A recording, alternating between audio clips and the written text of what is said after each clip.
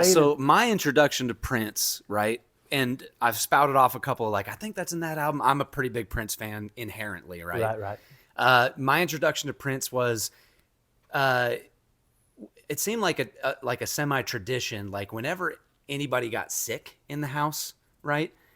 Usually more than one person would get sick at a time. Right.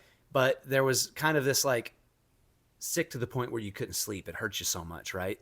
You had a pretty good habit that I really liked as a kid. You would stay up with us, right? If we couldn't sleep, and we would hunker down in the living room.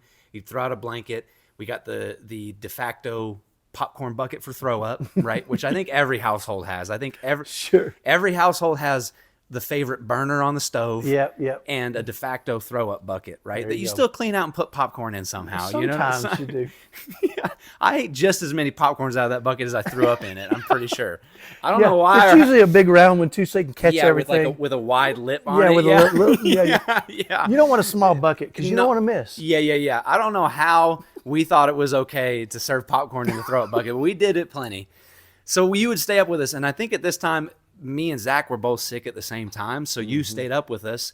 And, back in the early 2000s, what would happen if you stayed up late enough, right? You would catch 3 episodes of George Lopez, right?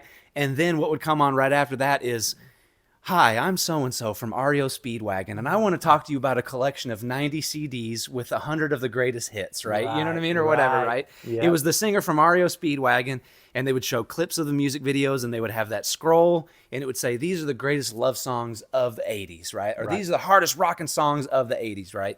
And I remember it was that one, and we were sitting, and me and Zach were like, oh, I know that one. Oh, I don't know that one. I know that one. I don't know that one, right?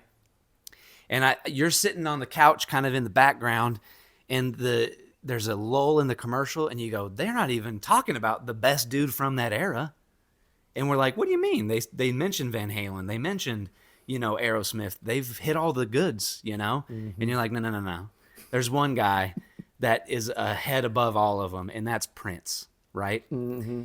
And we said, tell us, Father, about Prince, right? Yeah. Tell us, Father. Yeah. Tell us, Father, the story of the great Prince, right? Yeah. So you said, here we go. It was probably more like, shut up, Dad. No. I think we were just sick delusional enough that we're like, who is this? Is that the one who had the symbol for his name, That's the best time to impact your kids is when they're delusional or